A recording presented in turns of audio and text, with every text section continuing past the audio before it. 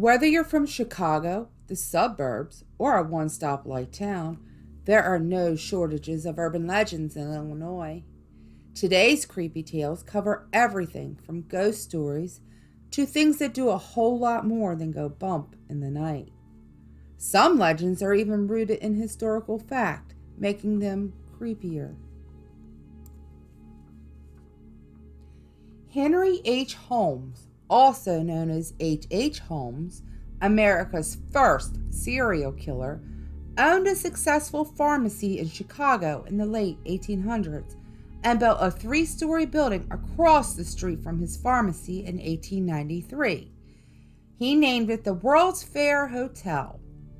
The Labyrinth Murder Castle had about 100 rooms filled with various torture devices, dead-end staircases, hallways that loop back onto themselves, and doors with a brick wall behind them. Holmes reportedly rented out rooms to visitors in town for the World's Fair, but no renter ever returned home. When the fair was over, he would place help wanted ads in the newspaper to lure young, unsuspecting women to his castle, where he murdered them in his basement chamber of horrors. After finally leaving town, Holmes continued his gruesome hobby by marrying women and murdering them. Eventually, he was arrested for horse fraud, and during the investigation, his long-time secret was revealed when detectives found in the basement of his castle various body parts in jars, along with quicklime pits and corrosive acids. Even though the murder house has since been torn down, workers at the post office at the same location claim to hear disembodied screams, see orbs, and other various creepy phenomena. In America, there seems to be a real evil in the most ordinary of places, and Lebanon Road appears to be one of these. On this back road, there are 7 gates, which are old railroad bridges that were built in the 1800s. Since then, there have been rumors of hangings, KKK meetings, satanic rituals, and various paranormal activity, especially at the bridges.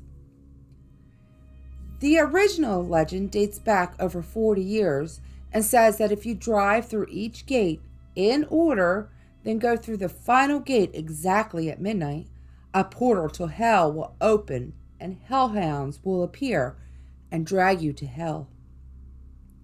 Another version states that if you go through the gates in reverse, starting with the 7th gate and ending at the first one, a tear in reality will appear that will allow you to look into the depths of hell. Gate 1 is said to be the least creepy of the 7 gates, maybe because it's closest to town and there are no stories tied to it. Now, Gate 2 is the first gate reported to have stories and paranormal activity attached to it. The legends say that a young African-American boy was chased by the KKK through the woods by Gate 2, and when they caught him, they hung him from the bridge. Another story says another young man was hung there by a supposed friend over a girl. Devastated and resentful, the friend hung himself too. It is said that if you drive through gate number 2 around midnight, you can see the body of the boy swinging from the bridge. Gates 3 and 4 are known as twin gates because they are close to one another. The stories attached to these gates are of satanic rituals and animal sacrifices. The area between the 2 gates is surrounded by woods and is pretty secluded. The walls of both bridges have satanic symbols painted all over, and animal remains are scattered around. Reports also claim that if you stop between the gates, you can hear a car approach fast, but no car ever appears. Today, there are 2 large piles of rocks at each entrance, preventing you from driving through. Gate number 5 is a pretty good distance from gate 3 and 4, and is the narrowest of the 7 gates. There are no stories attached to it, but it is still pretty scary because of how narrow it is. Now, Gate 6 is often confused with another gate in the area called Acid Bridge. The story says that in the 1970s, some kids dropped acid and tried to drive through all the gates. One ending to the story says that when the kids came to Gate 6, they hit the bridge and their car exploded. Another ending says that the kids got lost and ended up driving off the top of Acid Bridge with their car exploding. Stories claim that sometimes you can see the reenactment of the crash at either Gate 6 or Acid Bridge. Gate 7 is the gate that if you drive through exactly at midnight, a portal to hell will open and the hellhounds will drag you to hell. Now, there are no reports of this actually happening or even of paranormal activity. Maybe no one has actually made it through all 7 gates at just the right time. Or maybe the legends mean that the town of Troy, which you are now close to, is in fact hell. Google Chicago's most famous ghost, and just about every website says the same thing: Resurrection Mary. The young spirit has been appearing on Archer Avenue and in local dance halls since the 1930s. Many people have reported seeing her, and all the stories have been similar. The legend says that Mary spent the evening dancing at a local dance hall with her boyfriend. At some point in the evening, they got into an argument, and Mary left and started walking down Archer Avenue. Not far from the dance hall, Mary was hit and killed, and the driver fled the scene, never to be caught. Mary was buried at Resurrection Cemetery wearing a white dress with matching shoes. Reports of a young woman disappearing in front of Resurrection Cemetery started almost immediately. One report from 1939 says that a man believed he met Resurrection Mary at the Liberty Grove and Hall. He said they danced and even kissed. She then asked him to take her home along Archer Avenue. Without warning, she left the car and disappeared in front of the cemetery. There have been many similar reports throughout the decades. There have also been many reports of cars hitting or almost hitting a lady in white outside of the cemetery. When the driver gets out to check, the girl has disappeared. There are a few roads in Illinois that are allegedly haunted, but none has captivated us as much as Blood's Point Road. This haunted no man's land comes alive during the late night hours, when the moon offers a peek into the evil that lurks in and around the darkened trees. There are many unexplained sightings on the road, but one spirit in particular has caused all sorts of uneasiness. The legend of Beulah the Witch, who is believed to have hung her children and herself from Blood's Point Bridge, has been reported to be seen walking late at night as if searching for someone or something. Her demonic red eyes seem to penetrate the very thing she stares at. Reports say that if you do lay eyes on this ominous being, you will feel the overpowering urge to run, but for some unexplained reason you can't, even when the strong urge to vomit takes over. Bad luck is also said to follow you if you are unfortunate enough to come into contact with the evil being. Beulah's black cat has also been reported to run out in front of cars, causing them to swerve to the side of the road, where you will most likely see Beulah walking. Various phantom vehicles, from big rigs and old school buses to vintage pickup trucks, are also reported to travel Blood's Point Road at all hours of the night.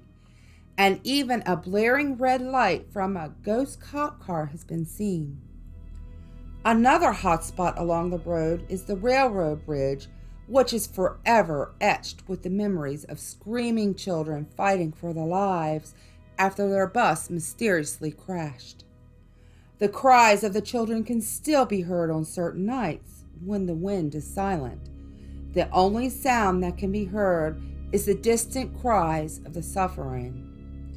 There have also been reports of mystery lights that shine through the trees, as well as apparitions of both children and adults. Barking hellhounds have also been known to chase cars down the road. Along this road is Blood's Point Cemetery that was founded in 1836. It is reported that many spirits roam this cemetery so much that the paranormal investigators formed a Blood's Point restoration project, and the cemetery is under 24-hour community watch to help protect it from vandals. Also reported to protect the cemetery are hellhounds. They are reported to attack trespassers and then vanish after biting their victims. Hall House was built in 1856 by Charles J. Hall. He picked this area because it was fashionable for well-off families at the time. Not long after moving in, the Halls suffered a tragedy. His wife suddenly died, followed shortly by his children. It is reported that Mrs. Hall still haunts her room on the second floor. In 1889, Jane Addams and Ellen Gates Starr established a settlement house, which provided education and various services to the city's working class and European immigrants. Today, the Jane Addams Hall House Association still helps countless of people in the Chicago area. The most popular legend from Hall House is the story about the Devil Baby. According to legends, a Catholic woman put the image of the Virgin Mary up in her home. Her atheist husband tore it down, saying he would rather have the devil himself in the house. Within the year, the couple had their first child, who was born with deformities. Legends say those deformities were pointed ears, horns, and a tail. Not knowing what to do with the baby, the parents took him to Hall House. The staff tried to have the baby baptized, but it escaped and even laughed at the priest. The staff then locked the baby in the attic until he died. This legend is thought to be the inspiration for the book and movie Rosemary's Baby. Jane Addams wrote in her book that the story was false, but many people believe that a baby with some sort of deformities was indeed taken to Hall House, and rumors just spun out of control. Whatever the real story is, residents and neighbors today still claim that on certain nights you could see an evil face of a little boy peering out the top window. On June 22, 1918, the Hagenbeck-Wallace circus train had mechanical issues and stopped near Hessville, Indiana, to check the problem. Unfortunately, another train ignored the warning lights and hit them. There was a massive fire that killed 85 circus performers, as well as many animals. Because the Showmans League had just purchased 750 acres in Woodlawn Cemetery, this is where the dead from the accident were buried. Unfortunately, 54 of the 85 casualties couldn't be identified, and they are buried in a mass grave in a section of Woodlawn Cemetery called Showmans Rest. There are markers on the grave that simply say unknown male or unknown female, and each marker is numbered, creating a haunting body count for the accident. The bodies that could somewhat be identified, but only by their stage names, are marked and labeled with the performer's showbiz name. The Showmans Rest Cemetery is one of the most uniquely haunted graveyards in the United States, even more considering the tragedy that befell the victims in the mass grave. The main report of the hauntings here are the sounds of elephants, either crying or stomping around, even though no animals were buried here. Other reports include sounds of disembodied laughter and unexplainable circus music. In the southwest corner of Illinois, not far from St. Louis, lies the town of Alton, which is considered one of the most haunted small towns in America, and its best known haunted location is McPike Mansion. In 1869, Henry McPike and his family built this three-story Victorian-style home. McPike was a local businessman, horticulturalist, and served as mayor of Alton for 3 years. The next owner of the mansion was Paul Leishinger, who rented out the many rooms to boarders. Pretty soon, the tenants began to report strange events they couldn't explain. Some of the reports involved the sounds of children playing and laughing when there were no children on the grounds. When Leishinger died in 1945, the property laid vacant and started to deteriorate. In 1994, Sharon and George Lewick bought the mansion with the hopes of restoring it to its former glory and having it serve as a bed and breakfast or an historical attraction. Within 6 weeks, Sharon had her first paranormal experience. While out gardening, she looked up and saw a strange man in the window. She was able to take note of what he was wearing. While researching the history of the mansion, she came across a picture of Paul Leishinger wearing the same outfit as the man she saw in the window. Other reports from McPike Mansion include light orbs and photos, the feeling of being touched, pacing phantom footsteps, and vanishing objects. Many of these experiences have been captured on film. The most active room in the house is the wine cellar. Reports say that a mysterious mist appears and seems to follow people as they move around the basement. There is also a bulky metal door leading to this area that scrapes across the floor when it moves on its own. Since then, McPike Mansion has hosted many psychics, mediums, and paranormal investigators who have claimed they felt the presence of the McPike family, as well as other various residents of the estate. Ramsey Cemetery in Effingham County was established in 1851 and is one of the oldest cemeteries in the area. It also holds several legends, which help make the area popular and spooky. One legend tells of a man in a black cloak with glowing red eyes. He has been seen in and around the cemetery. It is said that he comes from the activity of the occult that used to take place in the area at night. Another popular legend says that if you put a penny heads up on the top of a tombstone, leave, and then when you come back, the penny will be turned upside down. Also, around this cemetery are various caves, which legends say is inhabited by a werewolf. Moon Point Cemetery, also known as Creek Cemetery, is older than the Civil War and thought to have begun as a family cemetery for early settlers Jacob Moon and his family. The most famous spirit of Moon Point Cemetery is the Hatchet Lady, a female apparition. While living, she was reported to have visited the cemetery to watch over her son's grave, who died during the Civil War. When she died, her spirit took over the vigil carrying a hatchet. She has been reported to be heard yelling or whispering fervently to visitors, "Get out!" Other reports from Moon's Point Cemetery are of a ghost boy, strange dancing lights, along with red and white orbs appearing here and the surrounding area.